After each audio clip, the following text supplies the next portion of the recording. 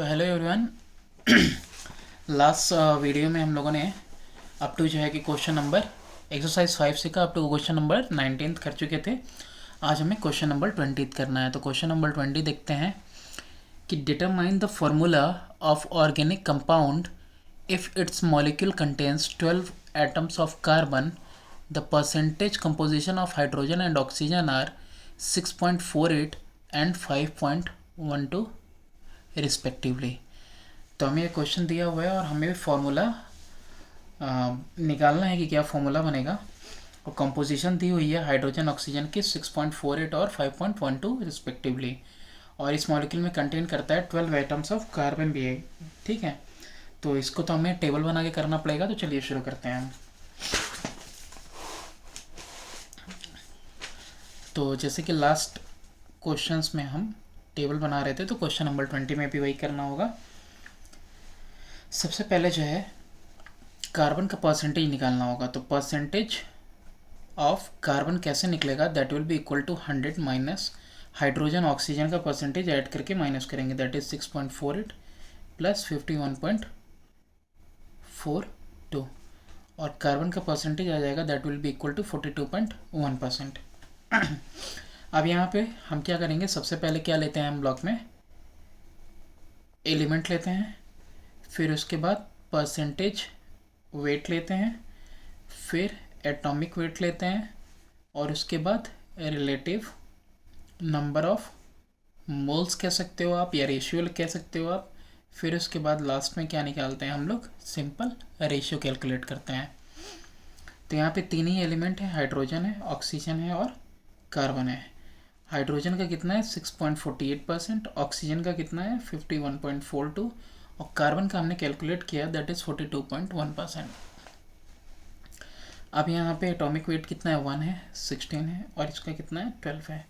तो यहाँ पे कितना हो जाएगा 6.48 अपॉन में 1, 51.42 अपॉन में 16, और यहाँ पे 42.2 और 42.1 अपॉन में 12 कितना आएगा 6.48 ही आएगा। इसको डिवाइड करने पे 3.21 और इसको करने पे आ जाएगा अप्रॉक्सीमेटली 3.5 के। सिंपलेस्ट रेशियो के लिए सबसे स्मॉल कौन है 3.21, तो इसी को कैलकुलेट करेंगे 6.48 अपॉन 3.21, अगेन 3.21 अपॉन में 3.21, लास्ट वाला कितना हो जाएगा 3.5 अपॉन में 3.21। ये कैलकुलेट करने पे अप्रॉक्सीमेटली 2, 1 और 1। तो देयरफॉर यहाँ पे एम्पेरिकल फार्मूला जो बनेगा वो कितना बनेगा, कार्बन हाइड्रोजन ऑक्सीजन। तो कार्बन कितना 1 है, हाइड्रोजन कितना है 2 है, और ऑक्सीजन 1। लेकिन अब यहाँ पे एक चीज़, यहाँ पे एक कंडीशन दी हुई है कि बट कार्बन के जो एटम्स दिए थे, तो कार्बन जो था इन कंपाउंड वो कितना था, carbon in compound that was given 12। तो देयरफॉर यहाँ पे क्या हो जाएगा, atoms of oxygen and hydrogen will be कितना हो जाएगा, अगर कार्बन 12 है तो ये 12 टू जा 24 हो जाएगा, और ये 12 1 जा 12, तो 12 हो जाएगा ऑक्सीजन का, और हाइड्रोजन का कितना हो जाएगा एंड 24 रिस्पेक्टिवली। ओके, यहाँ पे ये चेंज हो जाएगा क्योंकि कार्बन का 12 है तो इसका दुगना हो जाएगा, और ये 1 के रेशियो में। तो अब यहाँ पे जो फार्मूला होगा, तो देयरफॉर अब एम्पेरिकल फार्मूला जो होगा कंपाउंड का वो कितना होना चाहिए एक्चुअली, C12 H24 और O12, ये होना चाहिए। नेक्स्ट क्वेश्चन हम देखते हैं, क्वेश्चन नंबर 21। क्वेश्चन नंबर 21 में क्या है कि compound with empirical formula AB2, कोई कंपाउंड एम्पेरिकल फार्मूला AB2 के साथ has the vapour density equal to its empirical formula. Vapour density और एम्पेरिकल फार्मूला इक्वल है। Find its molecular formula, molecular formula जो है हमें फाइंड करना है। A compound with empirical formula AB has vapor density 3 times its empirical formula weight. Find the molecular formula। ये next question है। और नेक्स्ट क्या है इसका तीसरा पार्ट कि 10.47 gram of a compound contain 6.25 gram of metal A and rest non metal B, calculate the empirical formula of the compound, और atomic weight दोनों का दिया हुआ है। तो चलिए शुरू करते हैं 1 by 1। There are 3 parts in question number 21। तो पहले शुरू करते हैं हम क्वेश्चन नंबर 20 के फर्स्ट पार्ट से, that is A. Empirical formula given compound का क्या है? Empirical formula of given compound that is equal to AB2। Next वाला है कि vapour density is also given to empirical formula weight. Vapour density empirical formula weight के equal है, तो therefore molecular formula कितना होना चाहिए? तो आपका जो मॉलिक्यूलर फार्मूला होना चाहिए that should be equal to 2 into VD 2 into vapour density होना चाहिए। तो वेपर डेंसिटी है, तो यहाँ पे n कितना आएगा? तो n will be equal to molecular formula weight upon में एम्पेरिकल फार्मूला का वेट, यही होता है। तो molecular formula weight that is equal to 2 into VD। अब यहाँ पे एक चीज़ देखने वाली है कि VD is equal to empirical formula weight. तो एम्पेरिकल फार्मूला वेट नीचे इसकी जगह पे क्या लिख देंगे हम? इसकी जगह पे डायरेक्ट VD ही लिख सकते हैं। तो VD विल कैंसिल VD, तो 2 आ जाएगा इसका n की वैल्यू कितनी आ गई आपकी? 2 आ गई। अब यहाँ पे क्या करना है आपको? देयरफॉर मॉलिक्यूलर फार्मूला कितना हो जाएगा? एम्पेरिकल फार्मूला का दुगना होता है, ओके। तो यहाँ पे कितना हो जाएगा? 2 इंटू एम्पेरिकल फार्मूला कितना दिया है? AB2 कितना हो जाएगा? A2B4। This will be your answer 20A1 का A पार्ट। अब B पार्ट की तरफ चलते हैं। अब B पार्ट में क्या दिया हुआ है? B पार्ट में compound with empirical formula AB has VD 3 times its empirical formula weight, find the molecular formula.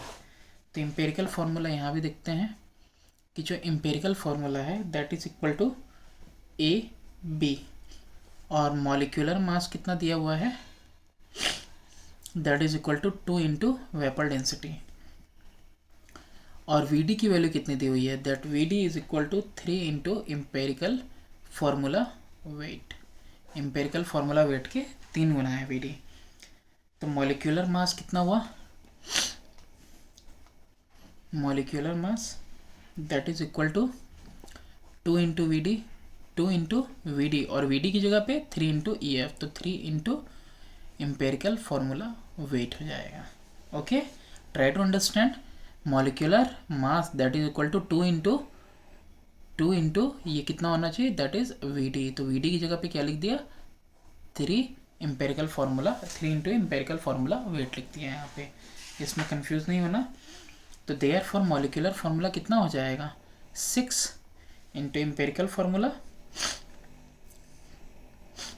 तो ये कितना हो जाएगा? 6 into AB, and that will be equal to A6B6, and this is your answer. यही आपका directly answer हो जाएगा B part के लिए, 21st का B। अब करते हैं हम 21st का C पार्ट। अब 21st के C पार्ट में आप देखो कि यहाँ पे मास दिया हुआ है मेटल का, तो यहाँ पे 1 by 1 लिखते चलो 21 का C। तो that is mass of metal A that is equal to 6.25 gram है। नेक्स्ट वन क्या है? तो मेटल B का वेट निकालना होगा। तो मेटल B का कितना होगा?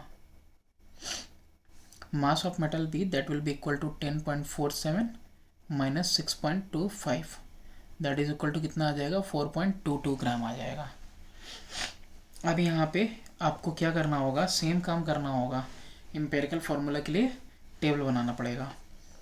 तो एलिमेंट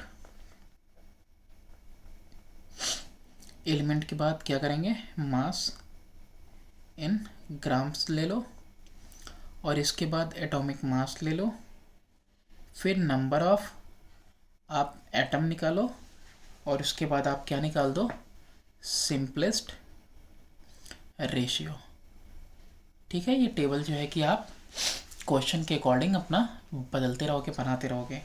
एलिमेंट्स कौन कौन से हैं? सिर्फ 2 एलिमेंट हैं, A और B। मास कितना है 6.25, इसका कितना है 4.22। अच्छा एटॉमिक मास कितना है 207 और इसका भी दिया हुआ है दैट इज़ 35.5। तो यहाँ पे देखो आप कि 6.25 अपॉन में 207 है और यहाँ पे कितना है 4.22 अपॉन में 35.5 है। तो ये कितना आया 0.12 और ये कितना आया 0.030।